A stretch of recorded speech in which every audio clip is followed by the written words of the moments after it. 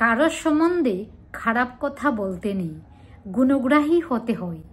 জয় গুরু, বন্দে পুরুষোত্তমম। পরম পিতা রাতুল শ্রীচরণে জানাই প্রণাম। আপনাদের প্রতি প্রত্যেককে জানাই রানন্দিত জয় গুরু। আজকের ইষ্ট প্রসঙ্গে পরম পূজ্যপাদ শ্রী শ্রী দাদার একটি অমীয় কথা শেয়ার করছি। পরম পূজ্যপাদ শ্রী শ্রী দাদা বলছেন, যত অসুবিধাই হোক কখনো কারো নিন্দা করবেন না।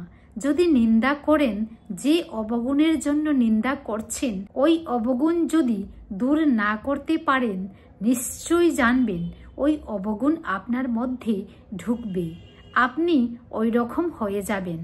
কখনো নিন্দা কথা বলতে নেই, উচ্চারণও করতে নেই, কারো সম্বন্ধে খারাপ কথা বলতে নেই।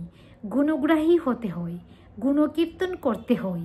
যা তার ভালো গুণ তার উপর দাঁড়িয়ে তাকে ঠাকুরের মানুষ হবার সুযোগ দিতে হয়, যাতে সে ইষ্টপ্রাণ হয়ে উঠতে পারে। জয় গুরু।